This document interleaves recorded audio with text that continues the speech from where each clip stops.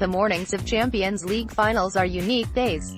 Days when we feel special but equally full of trepidation. Like children on their birthdays or confirmations or bar mitzvahs. In Liverpool there's not a stranger, a shop assistant, an acquaintance you won't communicate with who won't at some point acknowledge that you both know what each other are thinking. A silent nod here, a coy-knowing smile there. Maybe some small talk but not too much, there's serious business ahead. We want to say, are you ready? Are you set? It's an incredible thing that a person of my years can now map their life out in eras punctuated by European Cup finals. Well, it feels like something remarkable to me at any rate. I was 10 in 1977. A child, a teenager in 1984. A properly grown-up man with a family by 2005.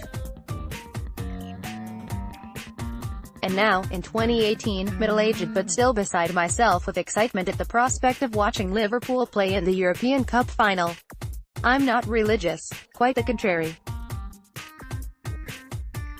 And I don't feel there's a need to hedge bets in case it turns out there was a deity after all. Any god, worthy of the name, will forgive a bit of ignorance about their existence when push comes to shove. But it's hard to escape the suspicion that there's a plan for Liverpool. That there's always been a plan for Liverpool. There has to be, or none of this makes much sense.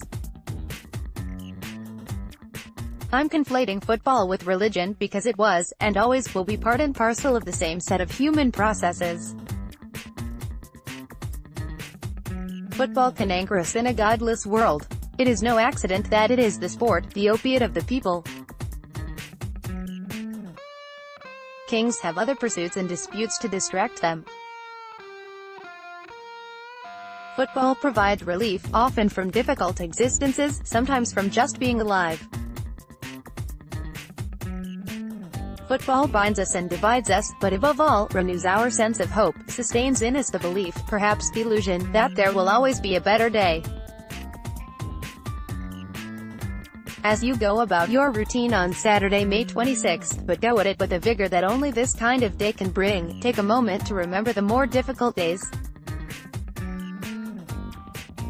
Some of those days in our history have been more difficult than most, but there are many run-of-the-mill disappointments to be lived through in the life of a footballist. I'm eschewing the word fan. It's far too inadequate a label for the relationship in life we have chosen. Fandom is inherently frivolous, fickle, transient. We are about loyalty, above all else. There are too many days where football seems to be testing us. We endure them because we have faith. Remember the bad days, they are how we earn the better ones. Loyalty is a quality I hold dearest in people. Maybe that's why I'm a natural football person. I can't see a more important facet of our time on earth than our ability to be loyal and equally to require reciprocation. Without loyalty our existence as social creatures is meaningless, isn't it? Loyalty isn't easy. It's a path you follow, not a badge to be ascribed.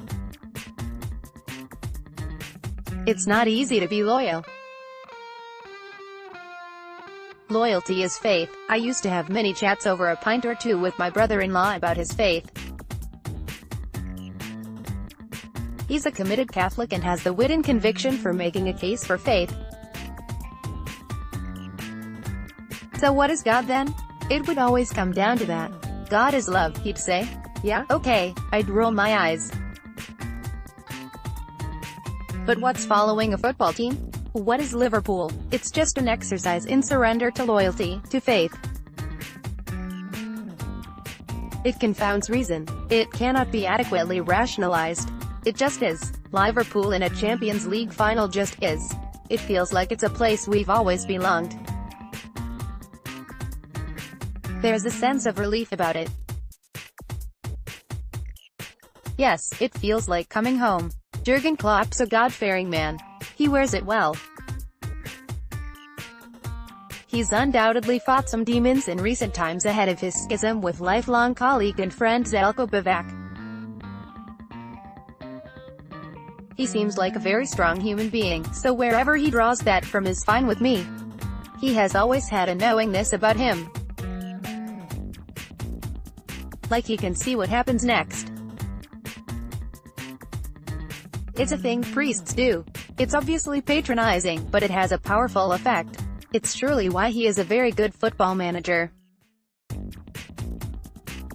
I'd walk over hot coals and fight sea serpents for Jurgen Klopp.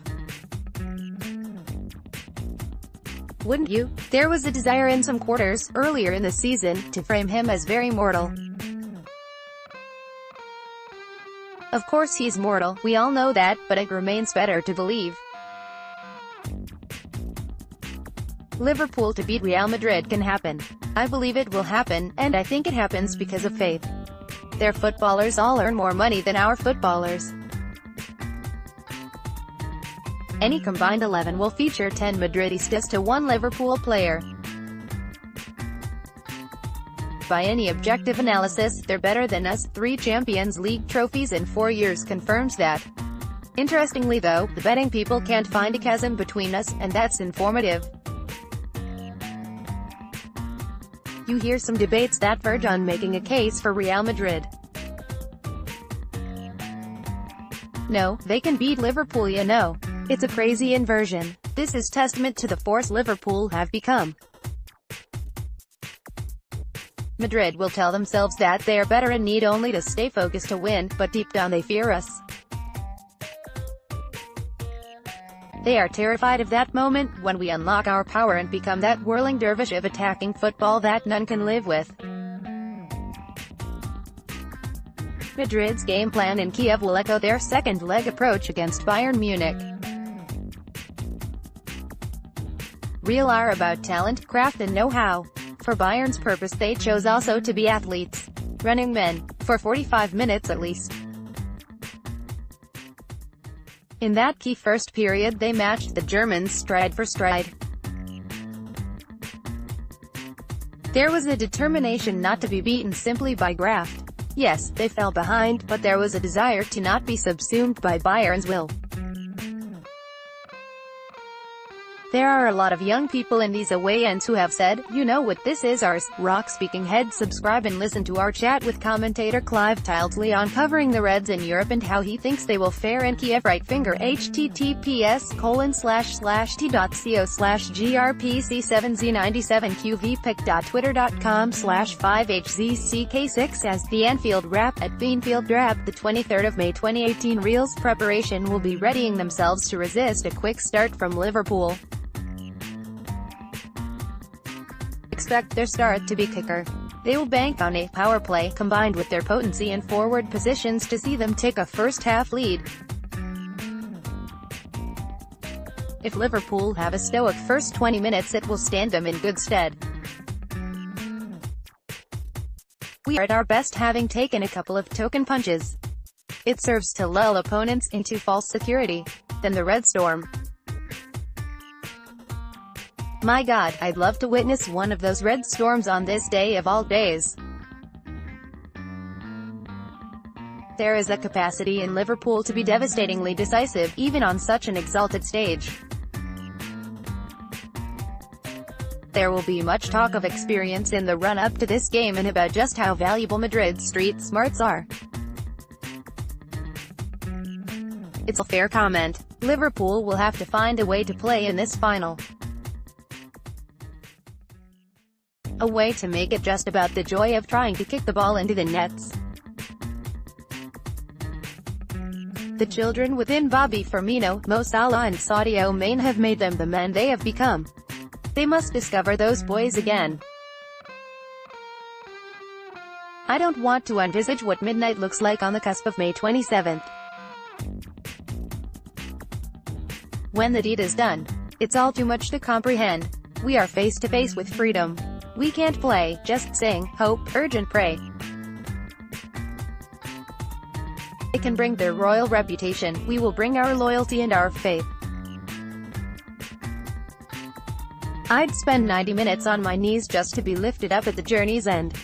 I'd follow any old prophet to the ends of time. Just make it all divine. I'd save the Reds. Predicted 11, Karius, Trent, Lovren, Van Dijk, Robertson, Henderson, Wijnaldum, Milner, Salah, Firmino, Maine.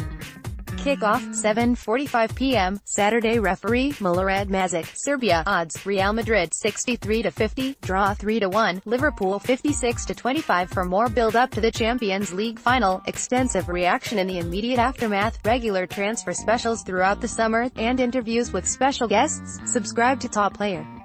We've been Hoffenheim and Maribor, Moscow and Seville. Musical notes. Speaking Head. Subscribe to